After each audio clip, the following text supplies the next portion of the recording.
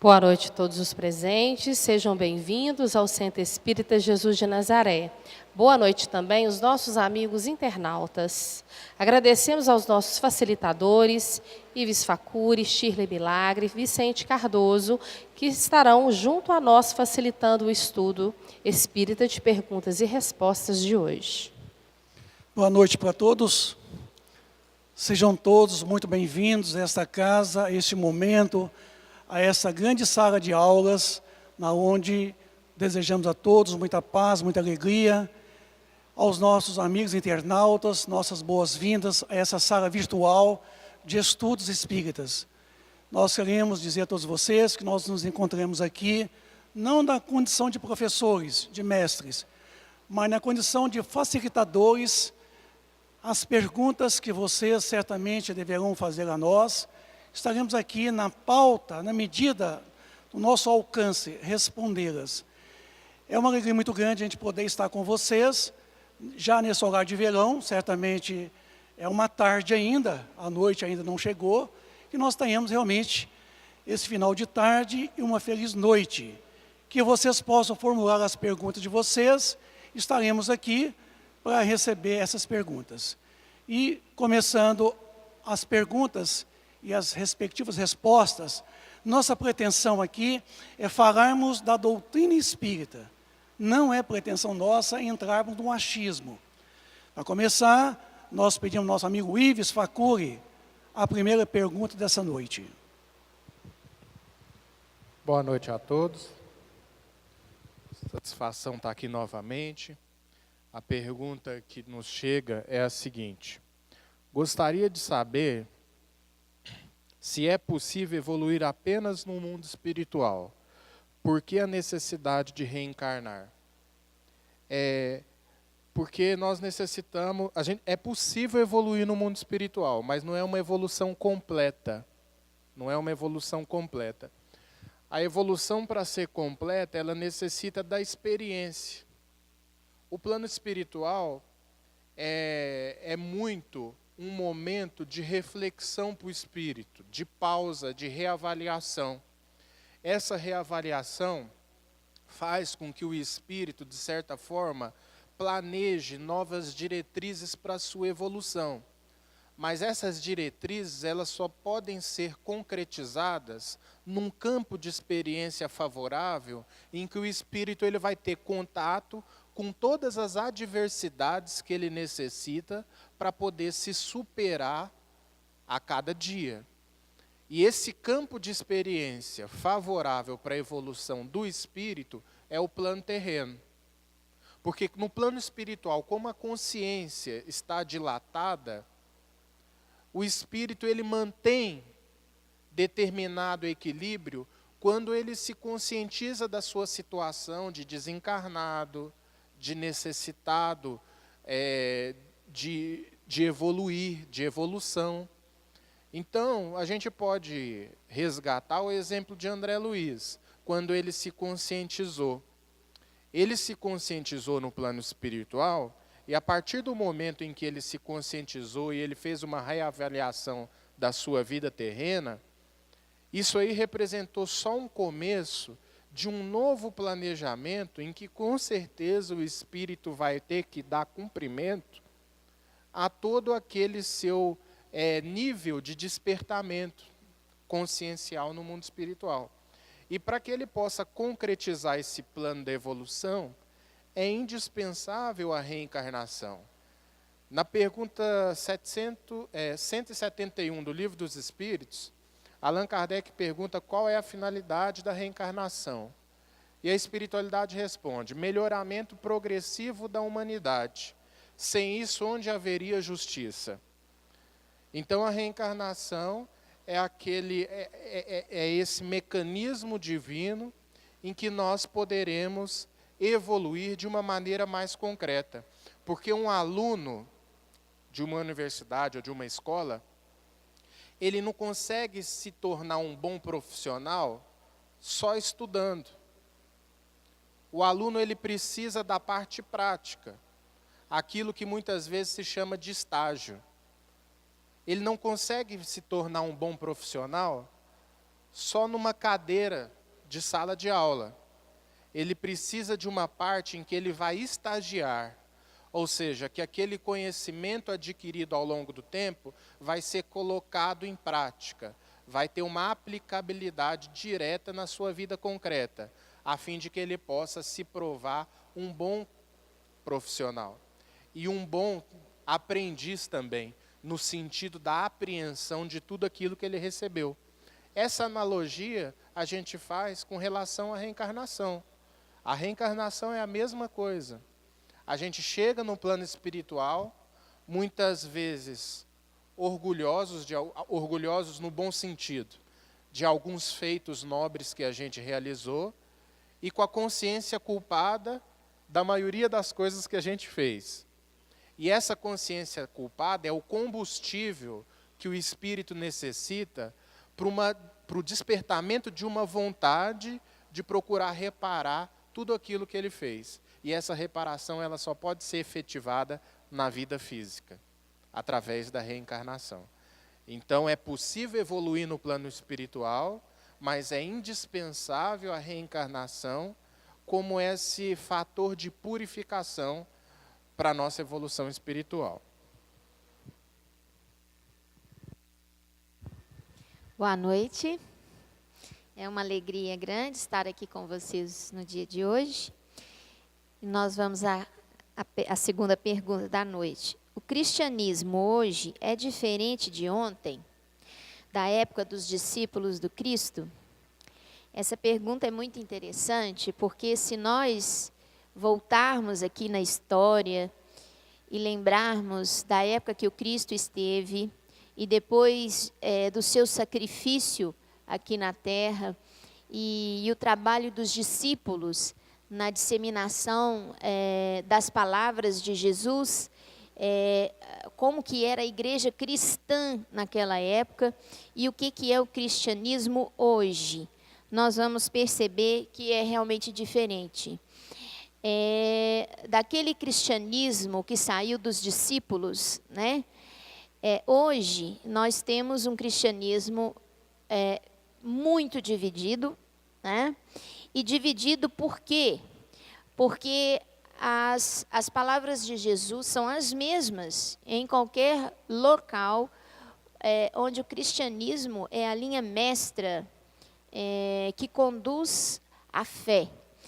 As palavras e o evangelho de Jesus é o mesmo. Entretanto, a interpretação e a postura que cada cristão e que cada igreja cristã toma em relação ao evangelho de Jesus trouxe uma divisão muito grande na igreja cristã.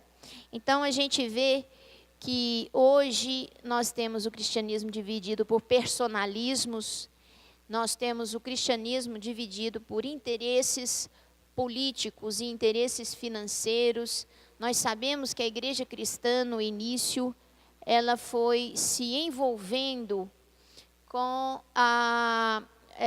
personagens da política, tanto dos judeus na época, quanto dos romanos, né? E o cristianismo puro e a mensagem do Cristo, aquela igreja que nasceu nas catacumbas, em que não havia imagens, rituais, não havia obrigações, digamos assim, hierárquicas, né?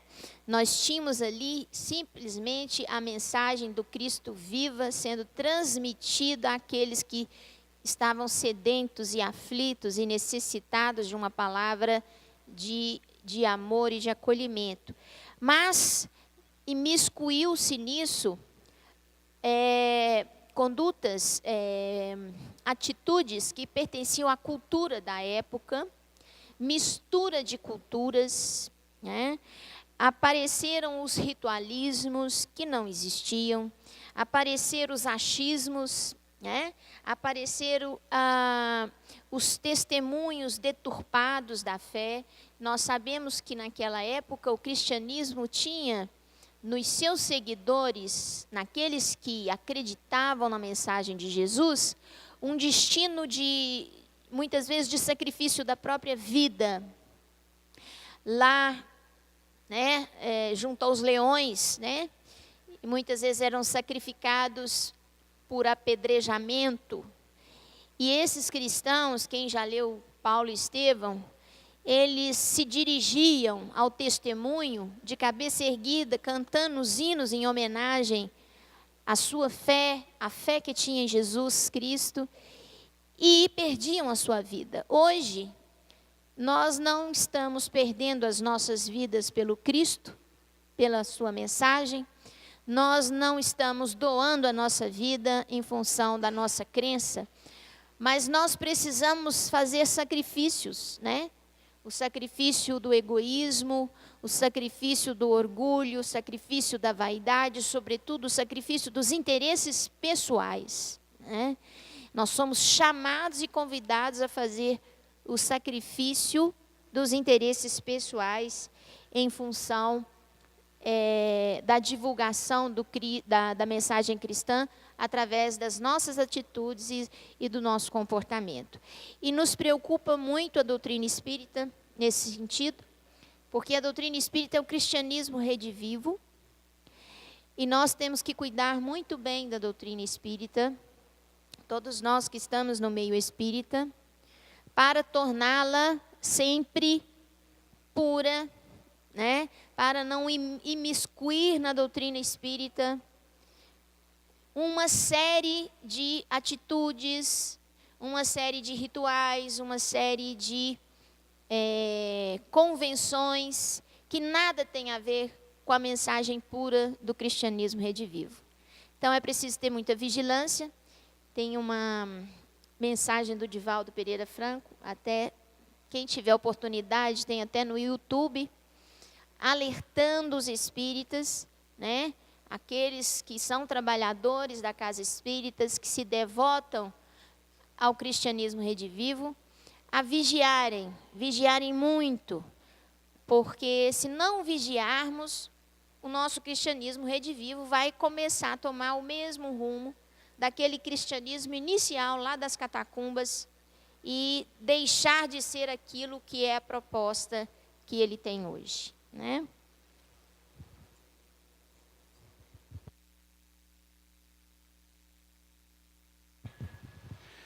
Como que a doutrina espírita explica que nos últimos dias aconteceram 2 grandes acidentes, com mortes de crianças numa creche da cidade de Janaúba, Minas Gerais, e em Las Vegas, nos Estados Unidos, onde morreram mais de 50 pessoas.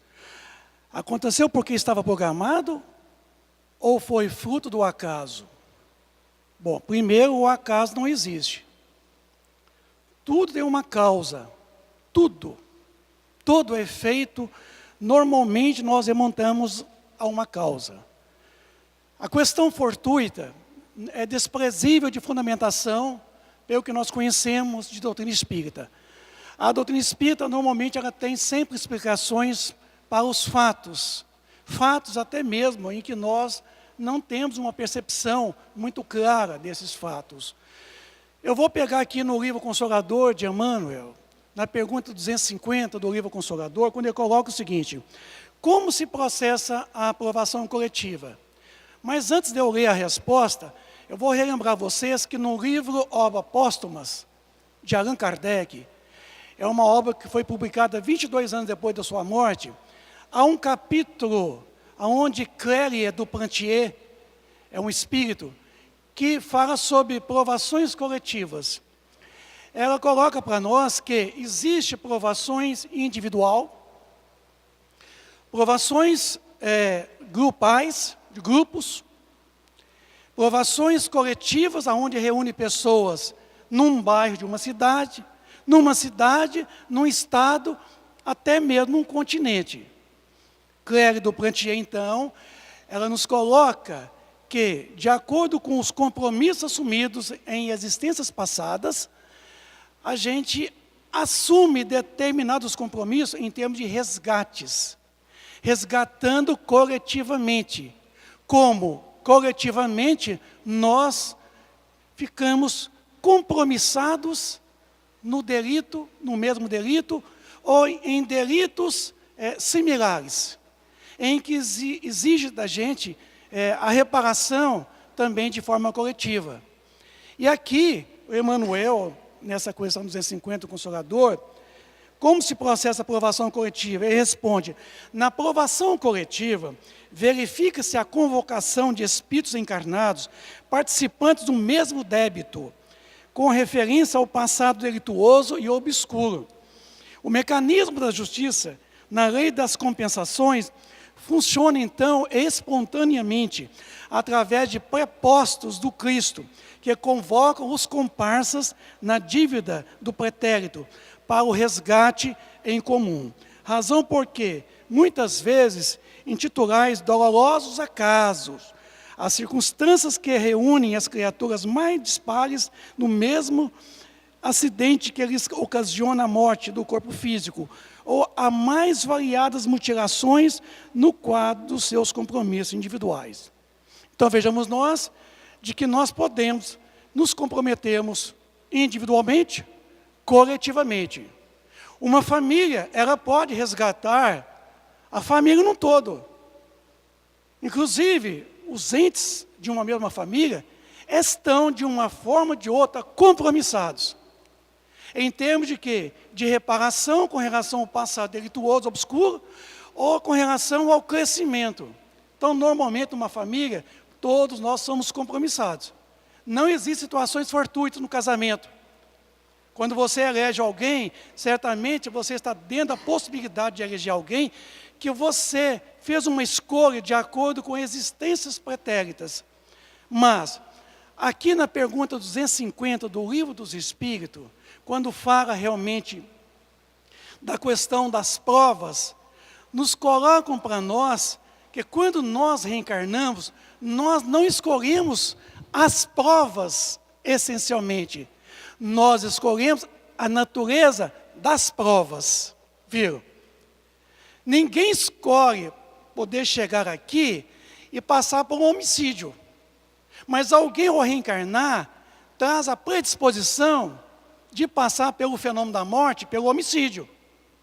Então, pode ser um homicídio ocasionado, como esse em Las Vegas, ou como essas crianças em Janaúba, que de uma forma ou de outra foram vítimas de um acidente, entre aspas. Porque esses acidentes, às vezes, eles são visualizados, eles são pré-estabelecidos, porque a espiritualidade vai aproveitar os momentos em que vai acontecer um fato, aproveita então a ocasião para colocar essas pessoas num cumprimento das provações coletivas, resgatando coletivamente. Porque nós vivemos num mundo de expiação e provas, onde o mal ainda predomina. O Evangelho nos coloca o seguinte: pela condição do mundo, é necessário o escândalo. Então, no nosso mundo aqui agora, nesse presente momento, nós estamos sujeitos a uma série de vicissitudes da existência corporal, aonde os escândalos é muito comum, aonde a violência, aonde os homicídios, aonde os estupros, aonde a drogadição, aonde a violência que campeia as nossas cidades, os nossos lares, é comum. Ao reencarnar, nós sabemos que estaremos concorrendo para tal. Por isso que muitas vezes a espiritualidade, como foi dito aqui Emmanuel, são prepostos do Cristo, eles reúnem, eles agrupam essas pessoas, de tal forma que naquela previsão, que eles já têm uma previsão dos fatos, de acordo com que os fatos cotidianos, eles podem chegar a previsões acertadas. Eles podem talvez não acertar assim, o dia, a hora bem exata, mas eles sabem que tudo concorre para o desfecho de grandes acontecimentos. Então, eles reúnem esses espíritos que deverão passar por uma morte trágica, como aquelas crianças em Janaúba. Crianças ali, meus amigos, o corpo. Mas ali, naqueles corpos, crianças, tem espíritos talvez tão endividados consigo mesmo, tão empedernidos no mal. Não estamos aqui para julgar ninguém, mas que de uma forma ou de outra, eles deverão passar pelaquela situação de forma coletiva, de forma grupal. Assim também foi em Las Vegas. Mais de 50 pessoas foram assassinadas a sangue frio. Não tiveram nem o direito à defesa. Quer dizer, são provações coletivas que vêm realmente fazer com que haveriam de passar pela natureza de morte, morte essa, escolha a natureza delas. Então, todas as vezes que nós encarnamos, nós não escolhemos as provas em si, escolhemos a natureza delas. Estando nós aqui, mediante as circunstâncias do meio, as vicissitudes da existência corporal, alia-se o útil ao agradável. Por isso que, sobre a nossa visão, o nosso julgamento, meu Deus, como é que Deus permite 5 crianças padecer daquela forma?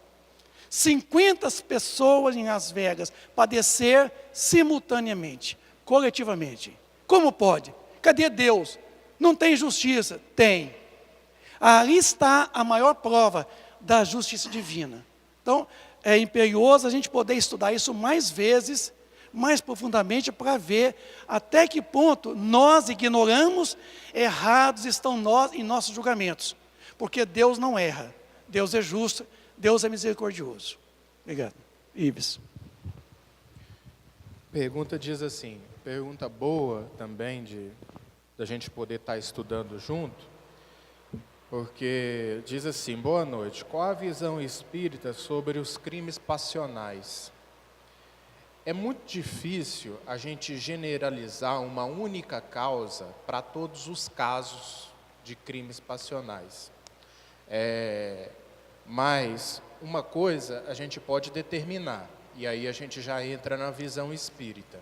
Todo crime passional é um indicativo de um estado de primitivismo do ser, de um estado de imperfeição moral muito intensa, que pode levar o indivíduo a determinados desatinos, a determinados comportamentos extremos, como, por exemplo, um crime passional, cuja causa pode estar encerrada no passado, ou pode também ser motivada por causas da atualidade, porque nem tudo a gente pode recuar para motivações em existências anteriores. Apesar de que a maioria dos nossos dramas estão sim vinculados por débitos, por resgates que nós devemos efetuar, vinculados àquilo que a gente semeou em outra oportunidade. Mas o Evangelho segundo o Espiritismo, no capítulo 5, vem nos falar sobre causas anteriores das aflições e causas atuais das aflições. Essas causas atuais nos indicam que nem tudo aquilo que a gente vive, que nem todo o nosso padecimento está vinculado necessariamente a um passado. Muitas vezes os nossos sofrimentos, eles são plantados no hoje. E isso a gente pode incluir a questão dos crimes passionais, em que muitas vezes o indivíduo que não consegue controlar um ciúme exacerbado e influenciado por uma queda vibratória, por espíritos que se aproveitam de uma oportunidade, de uma baixa vibração, eles se aproveitam para estar acessando a vida psíquica daquele indivíduo, e ele já emocionalmente alterado, pode ser conduzido a atitudes extremas, não necessariamente vinculado ao passado, essa causa está. Então, um ciúme exacerbado, uma insegurança, uma infidelidade conjugal, um sentimento de posse, um sentimento de inveja, tudo isso pode levar o indivíduo a uma queda vibratória drástica, porque todos nós podemos nos colocar como sendo pessoas predispostas ao bem, mas nós ainda não somos pessoas boas. Nós ainda não podemos ser classificados como aquilo que o Evangelho segundo o Espiritismo, no capítulo 7, nos coloca como sendo o homem de bem. Não podemos, nós estamos a caminho, através de uma conscientização que todos nós já temos, que nos levou a uma predisposição ao bem. Mas isso não significa que na nossa intimidade nós ainda não guardemos ali pontos obscuros, que se forem acessados por outrem, pode nos levar à atitude extrema. É como se diz o ditado, né? Você é bom, mas até onde vai a sua bondade? Até onde vai a sua bondade? Qual que é o limite da sua bondade? Então, assim, a gente tem uma cota de bondade. No nosso nível evolutivo, é como se cada um tivesse uma cota de bondade, em que se alguém for testando aquela cota de bondade, uma hora você vai testando, e os nossos limites eles vão diminuindo, eles vão se acabando. E quando acaba a nossa bondade, começa a sair o quê? Maldade? Não, eu não gosto de colocar maldade, mas eu coloco como sendo, começa a sair a nossa animalidade. Começa a sair um estado, começa a vir à tona, a partir do momento em que a nossa bondade foi esgotada, começa a vir à tona um estado de barbárie, que não foi totalmente superado por nós na nossa trajetória evolutiva, nós estamos a caminho da superação. O Chico Xavier, ele dá um exemplo muito legal. Ele fala o seguinte, que a gente é como se fosse nós que estamos interessados no bem, a gente é como se fosse um riacho cristalino, uma lagoa de água cristalina, ou uma nascente do rio, uma nascente de um rio de água cristalina. Só que essa água cristalina, se você enfia a mão ali de uma maneira superficial, você pode até tomar água. Mas se você enfiar a mão profundamente na água e você remexe o fundo da água, o que acontece? A água se contamina com o barro que está no fundo. Então todo mundo é assim, mais ou menos. A gente tem uma cota que pode ser testada de nobreza, de bondade, de virtude. Mas a partir do momento em que nós somos testados profundamente por alguma experiência da vida, o barro que existe no fundo de cada um de nós, ele pode vir à tona e contaminar toda aquela água cristalina superficialmente. É por isso que o Chico dizia o seguinte, nunca teste os limites de ninguém. Nunca teste os limites de ninguém, porque a gente não sabe o que a gente pode fazer com o que vem à tona no comportamento do outro, dado a esse passado nosso, ainda não totalmente superado de primitivismo. Então, o sentimento de posse pode levar um indivíduo, a partir de algumas experiências, a cometer um crime passional, um ciúme exacerbado, pode levar o indivíduo a cometer um crime passional. Por quê? Porque quando você entra num relacionamento sem a devida dose de auto-amor, o auto-amor que é indispensável para um bom relacionamento, você já entra refém. Você já entra refém. Jesus, ele nos diz o seguinte, amai ao próximo como a ti mesmo. Então, quer dizer, o amor próprio, ele é pré-requisito fundamental do amor ao próximo. Quando você não tem um amor próprio, qualquer tipo de relacionamento em que você entra, e aqui a gente está falando especificamente do relacionamento conjugal, já que nossa abordagem é sobre crime passional, você já entra refém. Porque você entra com uma falta, com uma ausência de auto-amor, então você começa a esperar tudo do outro. E nessa espera do amor do outro para te fazer feliz, essa espera em que o outro te faça feliz, que o outro te complete, isso é muito perigoso, porque primeiro você precisa ser um, para que depois você possa ser dois. Enquanto você não é um, ou seja, enquanto você não construiu o auto-amor, dificilmente a sua relação vai ser saudável. E é justamente por essa ausência de auto-amor, ou seja, a escassez de preenchimento afetivo, que muitas vezes leva a gente a atitudes de insegurança, leva a gente a atitudes de ciúme, sentimento de posse, inveja no relacionamento, que muitas vezes é confundido com ciúme, mas não é porque a pessoa é ciumenta, às vezes a pessoa está invejando o seu cônjuge, a pessoa está invejando aquele que está relacionando. Por quê? Muitas vezes começa assim, isso aí tem um psicanalista que se chama Ivan Capelato, ele traz essas informações que é muito interessante. Às vezes a pessoa entra num relacionamento e o companheiro ou a companheira começa a se destacar profissionalmente, começa a crescer, começa a se desenvolver. E aquele que observa essa atitude, muitas vezes sente inveja, se sente ameaçado e começa a querer boicotar a pessoa. E muitas vezes esse boicote é confundido com ciúme, mas não é ciúme, é inveja. É preciso a gente distinguir as duas coisas. Às vezes a emancipação do outro começa a causar um sentimento de ameaça para aquele par, para aquele indivíduo que está no relacionamento. E aquele indivíduo, ao se sentir ameaçado, fruto de uma insegurança talvez gerada na infância, às vezes não necessariamente em vida anterior, ele começa a perseguir, ele começa a tolher a pessoa, começa a boicotar por um sentimento de ameaça.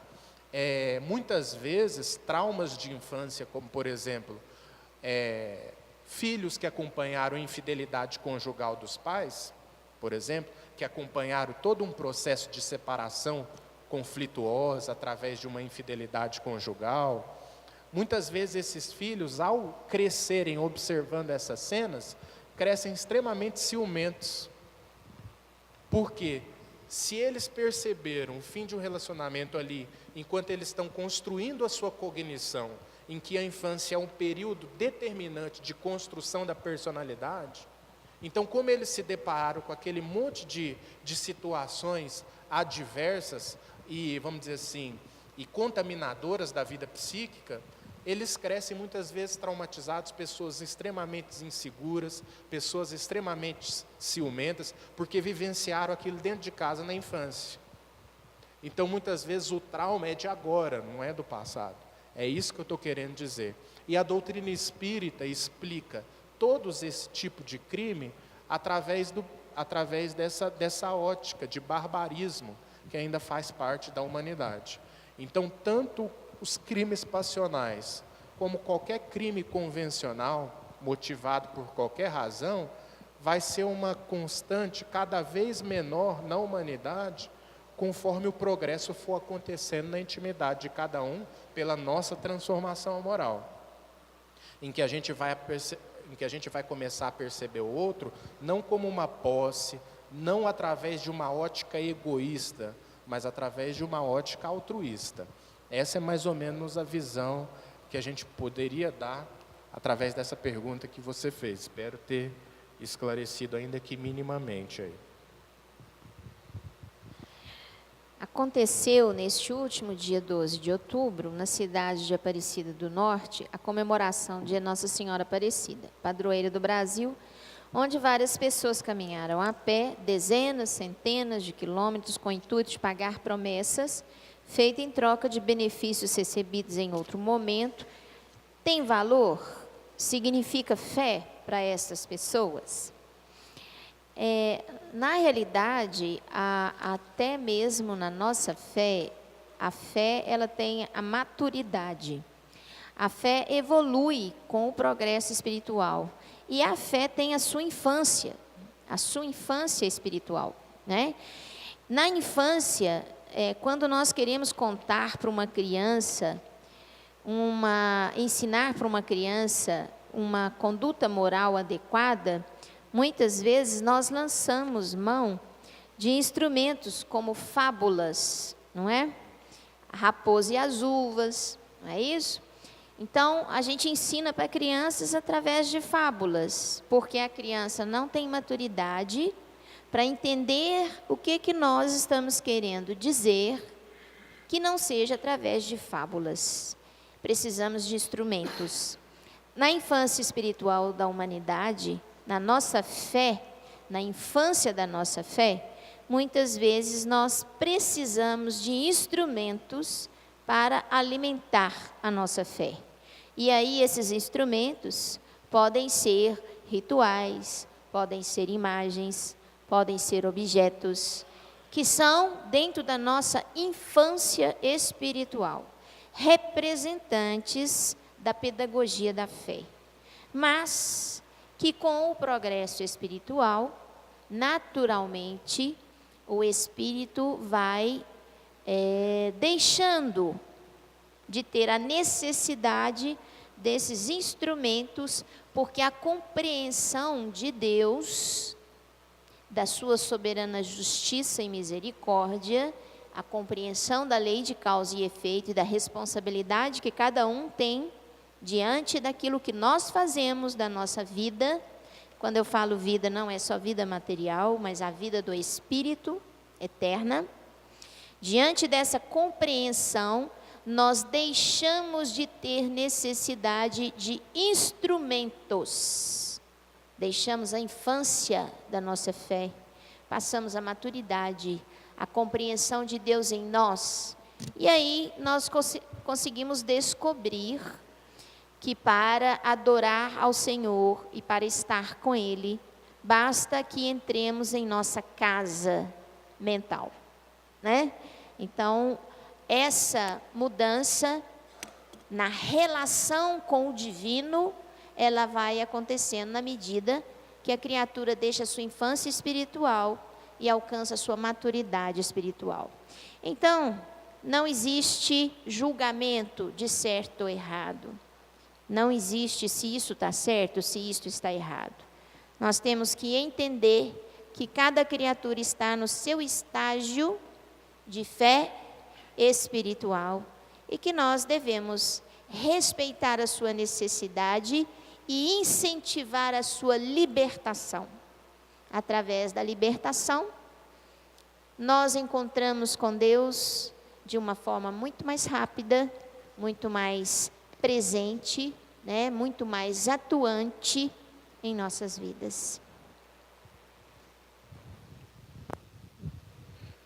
A propósito da necessidade de reencarnar para experiências, como funciona quando o espírito protetor, mentor do movimento espírita, como é o caso de André Luiz e Emanuel, precisam voltar à Terra e mantêm uma multidão de encarnados solicitando-lhes a intercessão para a solução de problemas terrenos? Uma coisa é certa, não só existe André Luiz e Emanuel, mentores, assistentes, protetores de um movimento espírita. Essas são duas personalidades das quais nós o conhecemos pelo destaque deles na obra da edificação aqui no Brasil, do movimento espírita brasileiro, como também internacional. São dois grandes espíritos que trabalham e vão poder trabalhar por longos tempos, por todos nós. Certamente a necessidade de reencarnar, a eles também pertencem, porque André Luiz não é santo, e nem Emanuel, não são santos, quer dizer, não são espíritos puros.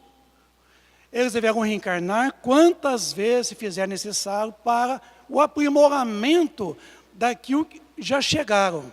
Com isso, certamente, Emanuel vindo num processo reencarnatório, não faltará espíritos que vêm interceder por todos nós, que vêm ficar trabalhando não somente como título de mentor, mas como colaborador, porque Emanuel tem uma plede de espíritos que trabalham com ele.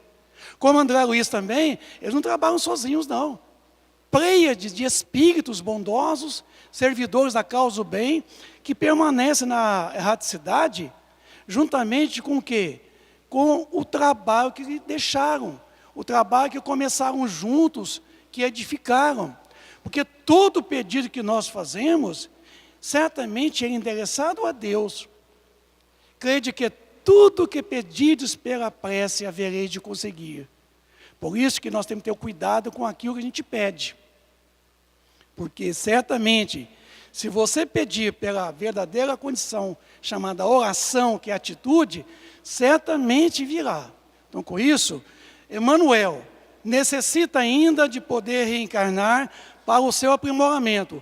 André Luiz, a mesma coisa. Nós não temos notícias exatas, não temos notícias assim, comprobatórias da reencarnação de ambos. Tá? Se já estiverem entre nós aí, certamente na erraticidade do mundo espiritual, haverá tantos outros seguidores prepostos do Cristo, trabalhando em nome do Cristo, em nome de Deus, servindo ao movimento espírita, e intercedendo por todos nós, mandando o quê? Tantas e tantas orientações espirituais quanto tem chegado para nós. Porque não é somente Emmanuel que comunicou através de Chico Xavier. Não é somente André Luiz, houve tantos outros espíritos. Então, com isso, haverá tantos outros espíritos que estarão ali predispostos a dar continuidade àquilo que Emmanuel, André Luiz, começou há algumas décadas atrás. Então, com isso, a gente passa a perceber de que a intercessão, ela pode ser feita por qualquer espírito que está predisposto a interceder por todos nós. Não importa o nome. Todas as vezes que nós rotulamos aqui, Emmanuel, André Luiz, Eurípides Barçanu, Bezerra de Menezes, não importa. Não faltará espíritos prepostos do Cristo que virão atender os nossos pedidos. Então, essa preocupação, não tememos essa preocupação. Para terminar, nosso tempo está começando a esgotar. Queria saber se existe alguma coisa que tenta impedir uma pessoa que a gente tenta trazer para fazer o tratamento. Minha esposa faz tratamento, mas chega no dia dela vir, mas parece que alguma coisa tenta impedir. Eu posso trazer a força ou ela tem que vir espontaneamente? O que você acha? Trazer a força, arrastada, amarrada? Será que vai funcionar? Vocês vieram aqui essa noite amarrados, forçados, ou de livre e espontânea vontade? Acredito que nenhum de vocês estão aqui sob pressão, certo? Então é o seguinte, quando nós temos que concitar alguém a vir à casa espírita, nós temos que motivá-la. Porque se você atrasa ela à força, ela vai chegar aqui e vai ter um mal súbito, certamente. Ela vai estar indisposta, ela vai estar contrariada.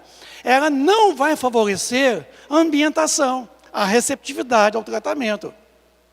Já viu que a gente leva no médico os nossos filhos, forçadamente, não é? Agora, tem uns barbados como eu, e tantos outros, que está velho, está caindo os dentes, o cabelo e tudo mais, às vezes são forçados a ser levados ao médico também. São durões. Isso. Agora, trazendo a casa espírita, eu acredito que tem que ser uma situação assim, de motivação. Bem, vamos lá. Até depois do tratamento tem um chazinho que a casa oferece gratuitamente. Quem sabe um feijãozinho tropeiro, né? Vamos lá, é tão bom, é gostoso, sabe? Eu vi fulana lá no centro outro dia, aquela sua amiga. Quem sabe ela vai estar lá também. Cria, sabe aquela mentira pedagógica? Inventa ela. Porque mentira pedagógica funciona de hora. Né? Então é o seguinte, não traga ela forçada não, viu?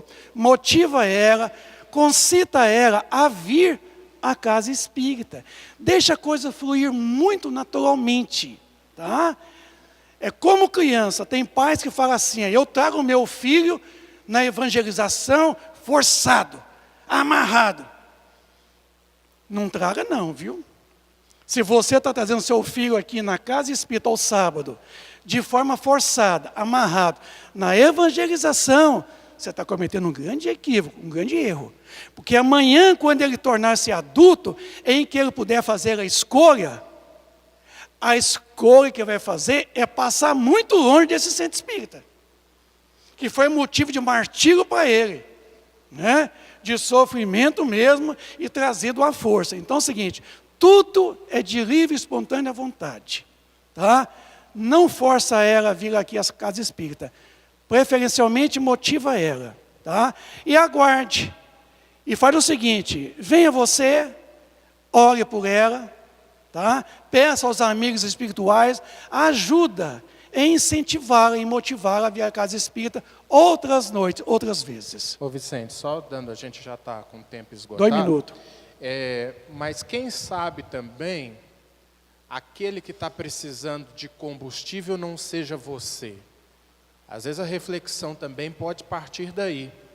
Às vezes você está vindo aqui, sendo direcionado a essa casa, a fim de que você possa ter recurso de levar até ela a paz que você recebeu aqui. Então, às vezes a gente fica pensando assim, mas o fulano ele podia estar ouvindo isso. A gente às vezes assiste uma palestra que seja boa, né? Algum ensinamento que nos toca profundamente, às vezes a gente fala assim, não, mas fulano de tal podia estar aqui, a minha esposa podia estar aqui, meu filho podia estar aqui escutando isso. Mas às vezes também nós que deveríamos estar aqui escutando essas informações, a fim de que a gente pudesse levar a gente possa levar através da nossa conduta até eles tudo aquilo que a gente recebeu. Então, essa questão da causalidade das nossas experiências, a gente tem que abolir, porque a gente não está aqui por acaso, né? Todo mundo tem um propósito aqui, e talvez o propósito seja esse, de transformar em atitude essas informações, de forma que aqueles que aqui não estão, sejam beneficiados indiretamente através do nosso comportamento transformado. O Ives, só lembrando, Bezerra, né? Que a palavra, ela convence, mas só o exemplo arrasta. Então, se você conseguir mudar as suas atitudes e ser um novo cristão, ela vai se sentir seduzida a conhecer que filosofia é essa que mudou tanto meu marido, né? Meus amigos e irmãos do Ideal Espírita, chegamos ao final, perguntas e respostas. Queremos agradecer a todos vocês presentes aqui fisicamente, aos nossos amigos internautas que acessam esse site, a essa sala virtual, que essas mensagens da noite de hoje possa acrescentar na vida de todos nós conhecimentos e experiências cabíveis ao nosso aperfeiçoamento espiritual. Uma boa noite para todos, fica com Deus. Obrigado.